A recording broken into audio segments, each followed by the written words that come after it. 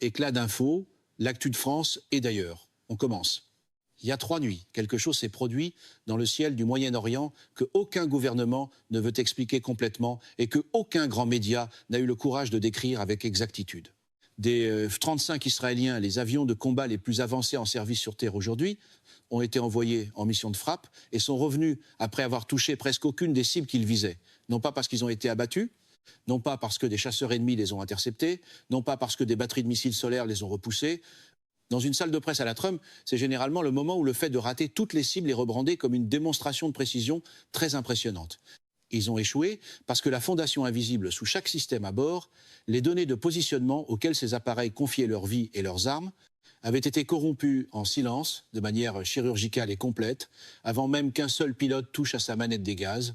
C'est l'histoire de la façon dont l'Iran a pénétré dans le cockpit d'un chasseur de 5e génération à 50 millions de dollars, sans tirer un seul coup, et pourquoi ce qui s'est produit il y a 3 nuits pourrait être l'événement militaire le plus important sur le plan stratégique de la dernière décennie. Pour comprendre pourquoi cette opération a été si dévastatrice, je dois commencer par ce que ces pilotes ont réellement vécu. Un pilote de F-35 qui grimpe au-dessus de la Méditerranée vers un groupe d'attaque au cœur du territoire libanais ne vole pas à l'aveugle au sens traditionnel. Il est entouré d'informations. Son afficheur monté sur casque fusionne les retours radars, les images infrarouges, les données d'émission des émetteurs hostiles et les interceptions de communication en une seule image tactique continue. Il sait où se trouve chaque appareil ami. Il sait où se trouve chaque système de menace connu. Il sait, au mètre près, à quel endroit il doit larguer ses armes pour frapper une cible de la taille d'une table de salle à manger depuis 30 000 pieds à 500 nœuds. Ce pilote n'est pas seulement une personne assise dans un siège. Il est le nœud humain d'un réseau intégré de capteurs, de satellites et de systèmes informatiques qui a exigé 30 ans et des centaines de milliards de dollars pour être construit. C'est exactement le genre de système qu'un élément de langage proche de Trump décrirait en 3 mots, 2 slogans et une phrase d'applaudissement sans aucun rapport. Imaginez maintenant ce même pilote, dans ce même cockpit, en train de voir sa solution de largage générer des coordonnées qui semblent parfaitement normales, qui passent tous les contrôles internes de son appareil et qui sont pourtant complètement, précisément et invisiblement fausses. Ces systèmes ne hurlent aucune alerte. Ces détecteurs d'alerte sont silencieux. Chaque écran lui dit que tout fonctionne, mais quelque part entre les satellites GPS au-dessus de lui et le récepteur de son appareil, quelqu'un a inséré une autre réalité, et ces bombes s'apprêtent à suivre cette réalité avec une obéissance mécanique parfaite directement vers un terrain vide.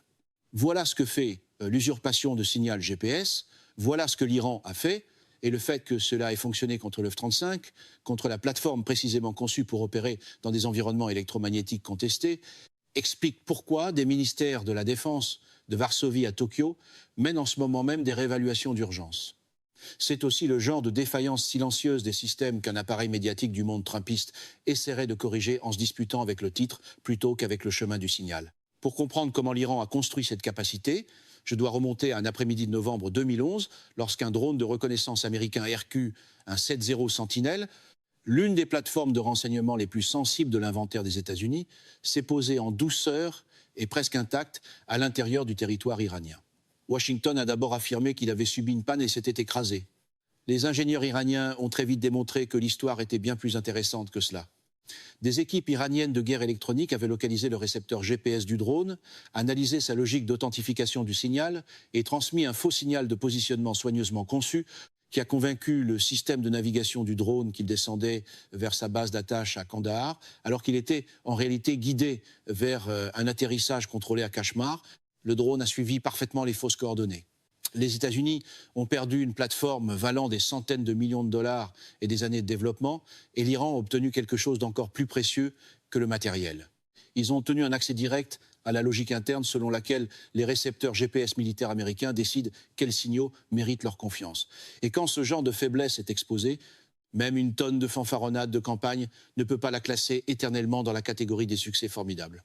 Ce qui a suivi, au cours des 12 années suivantes, a été un programme de développement que les agences de renseignement occidentales ont constamment sous-estimé, en partie parce qu'elles partaient du principe qu'un Iran sous sanctions ne pouvait tout simplement pas soutenir un développement électronique sophistiqué au niveau requis. Cette hypothèse avait une logique interne séduisante. Aucun accès aux chaînes d'approvisionnement occidentales en semi-conducteurs, aucune participation aux réseaux internationaux de recherche en défense, aucune grande base industrielle nationale pour la microélectronique avancée. Comment un pays opérant sous de telles contraintes pourrait-il développer des systèmes de déni GPS capables de vaincre des récepteurs de qualité militaire? La réponse, comme toujours lorsque l'arrogance technologique rencontre la patience stratégique, c'est qu'ils ont trouvé une autre voie. Une expertise russe dans l'architecture des signaux GPS, une technologie chinoise de traitement du signal et un commandement de guerre électronique du corps des gardiens de la révolution islamique, l'IRGC, qui testait depuis des années ses capacités en développement contre des systèmes américains opérant dans la région du Golfe, apprenant des détails opérationnels qu'aucune image satellite ni interception de signaux ne peut révéler complètement. Au moment où l'Iran a activé son réseau de déni il y a 3 nuits, il ne déployait pas un système expérimental. Il déployait une capacité mature, éprouvée et raffinée sur le plan opérationnel qu'il validait discrètement depuis plus d'une décennie. La patience stratégique n'est pas très photogénique, ce qui explique probablement pourquoi la politique à la Trump essaye sans cesse de la remplacer par l'éclairage, l'image de marque et un pupitre plus bruyant. L'architecture déployée par l'Iran est ce qui la rend si difficile à détruire. La doctrine occidentale de la puissance aérienne suppose que si un système menaçant inflige suffisamment de dégâts, on le localise, on le cible, on le frappe et le problème est réglé.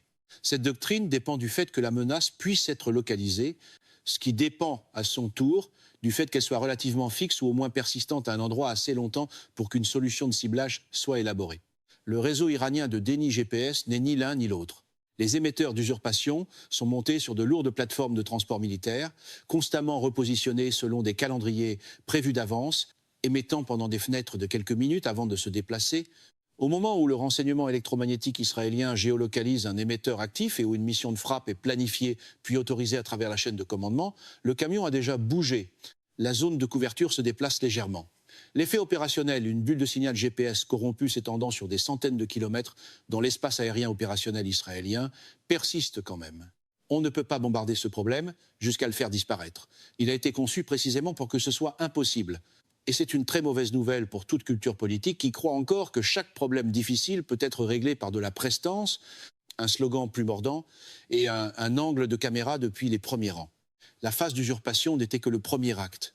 Une fois que le commandement iranien de guerre électronique a estimé qu'une confusion suffisante s'était propagée à travers la planification des missions israéliennes et que la preuve en était les données anormales d'impact des armes revenant de la première vague de missions d'F-35, le réseau est passé au brouillage à large bande.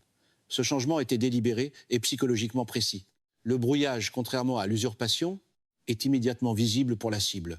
Les systèmes de l'appareil reconnaissent la perte du signal. Les affichages d'alerte s'activent. Le pilote sait que son GPS est attaqué.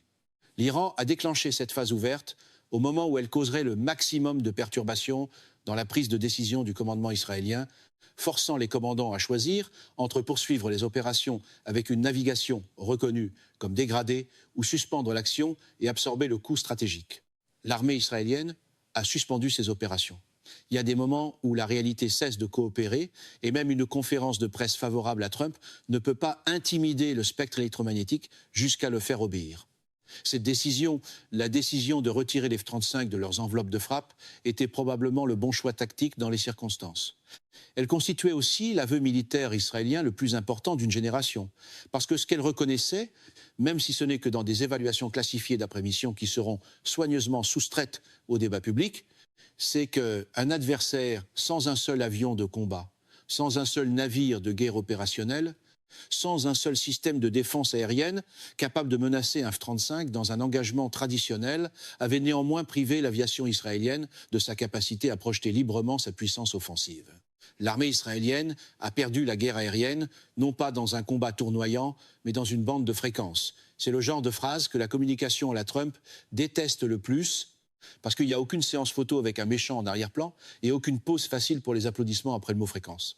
Les implications pour la planification stratégique américaine vont bien au-delà de la situation immédiate dans l'espace aérien israélien.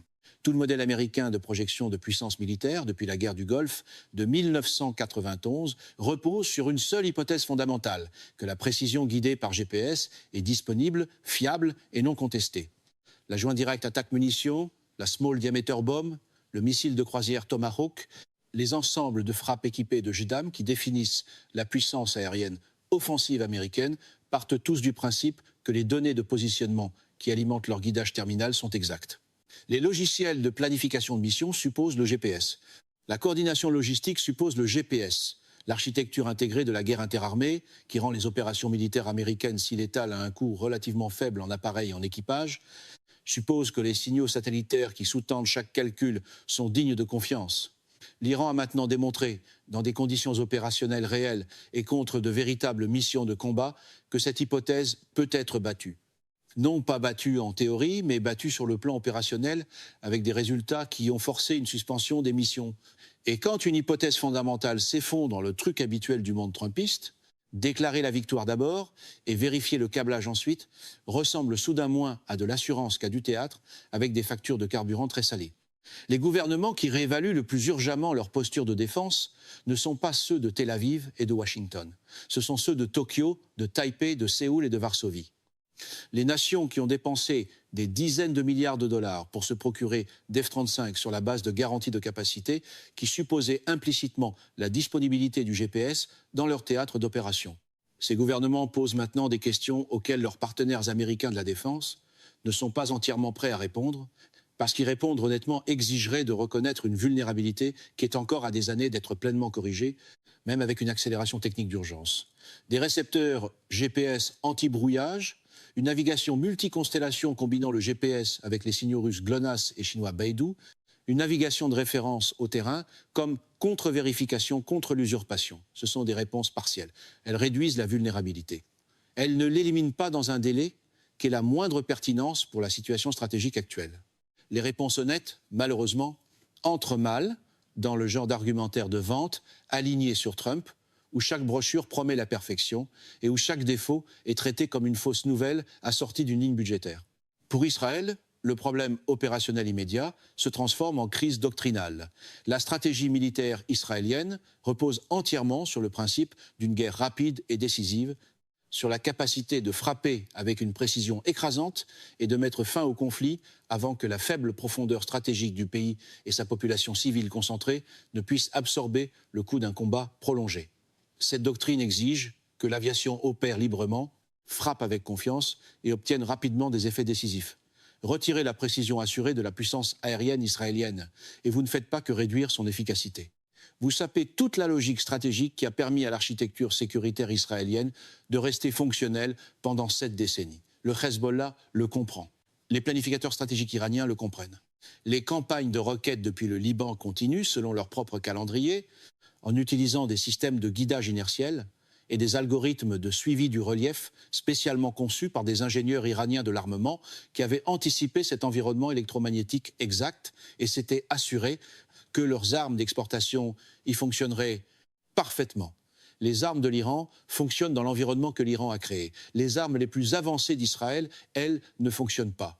La réalité peut être extrêmement brutale de cette façon.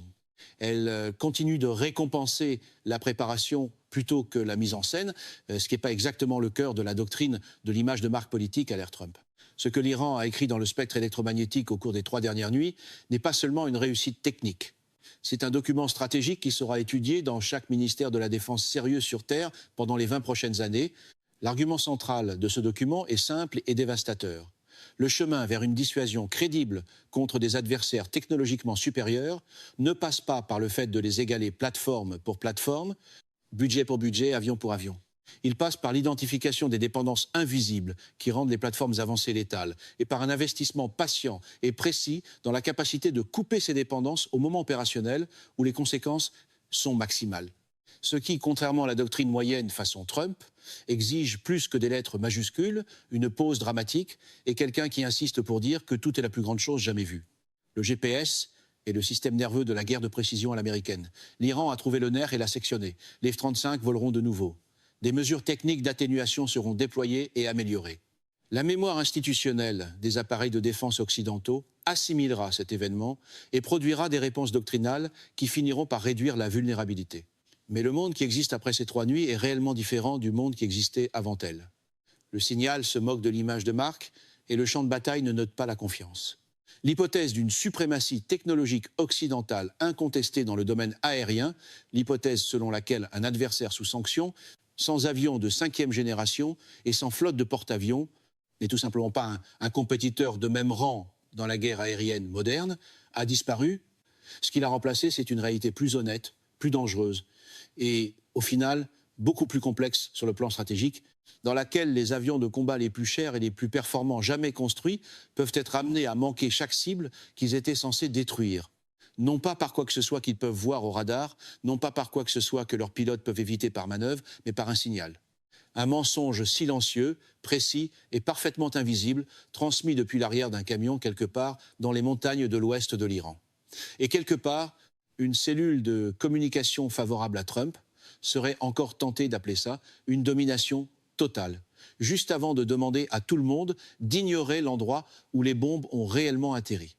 Merci de nous avoir suivis. Pour ne rien manquer de l'actualité, abonnez-vous au Éclat d'Info et activez la cloche. À très vite pour un prochain décryptage.